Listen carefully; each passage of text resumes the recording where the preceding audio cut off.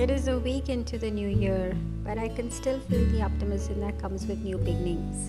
And as tempted as I am to be part of the goal setting universe, this year I want to try something new, something different. The last couple of years have been major revelation years for me, in a sense that it's changed a lot about how I process the world, the actions of people, and in general, the way I'm navigating my way through life. And although every past year I've started out setting goals like an engine loses steam, be it external changes, internal battles, some point along the way I just stop pursuing them. I'm learning not to be too hard on myself about the past, as long as I'm willing to make the necessary changes for my future. And so, I took the time I needed to reflect upon this and realize that it's not my goals that need readjustment, it's the approach towards them that does.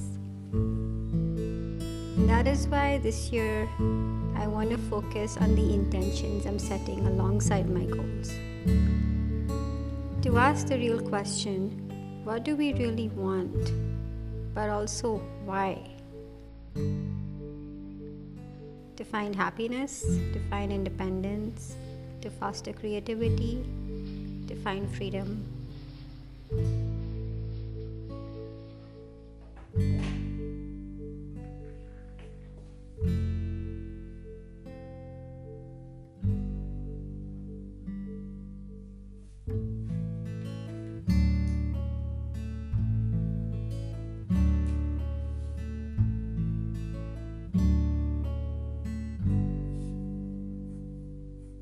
And in finding the answer to these questions, these are the intentions I came up with.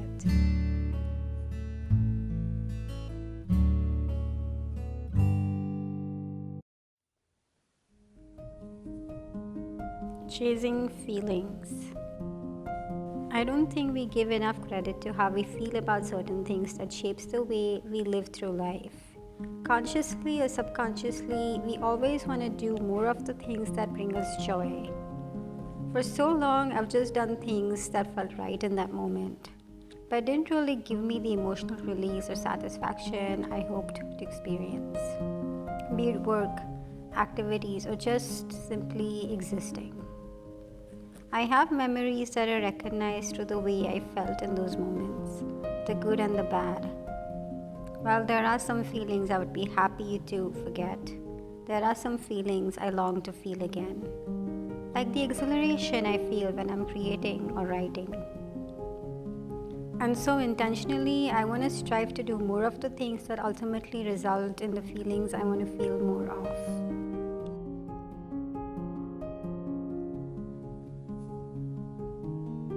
Progress over perfection.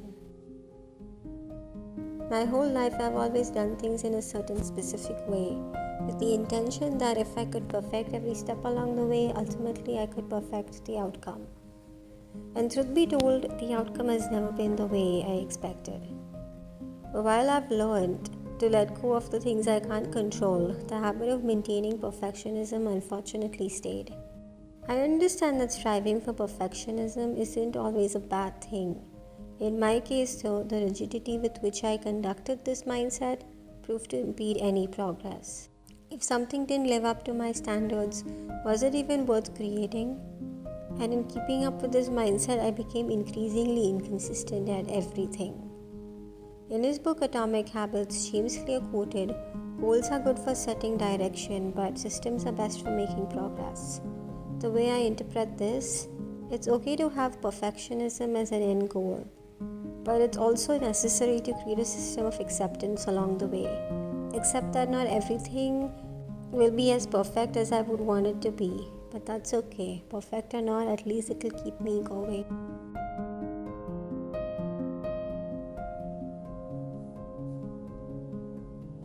Adaptability.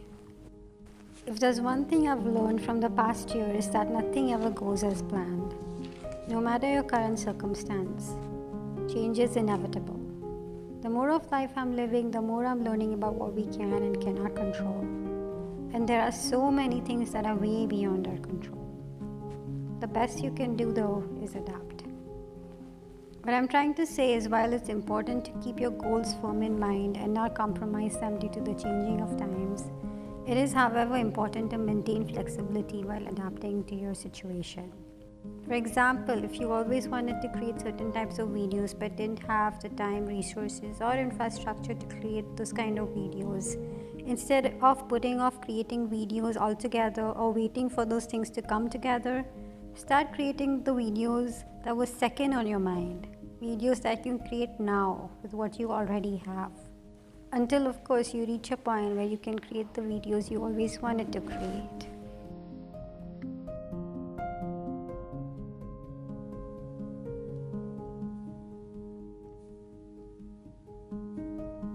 Celebrating the smaller achievements.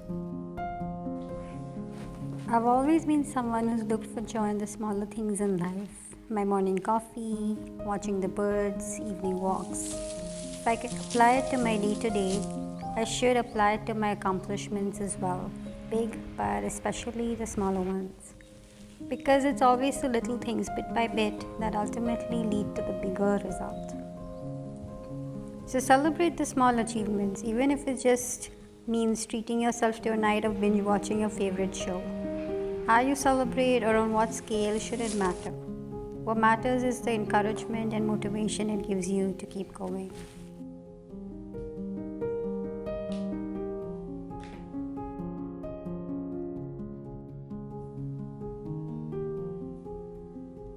Validation. Sometimes I feel without realizing it, we end up sharing our ideas and goals with the world to seek that immediate sense of gratification through validation.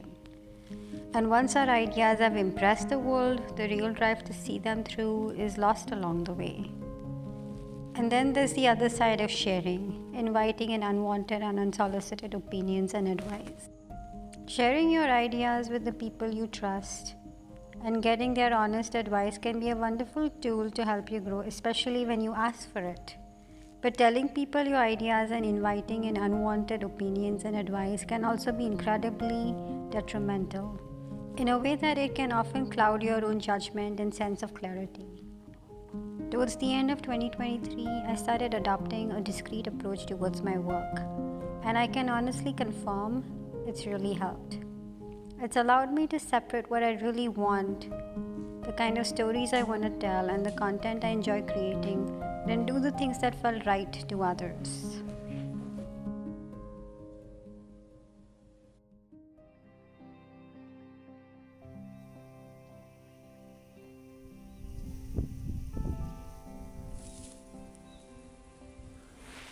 So these are the intentions I really want to carry forward into this new year and implement them towards my goals and my mindset in general.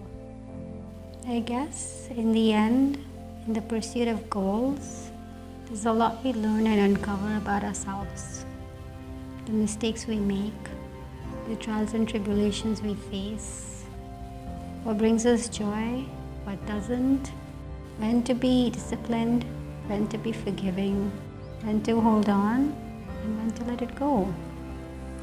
All in pursuit of this big, beautiful thing we call life.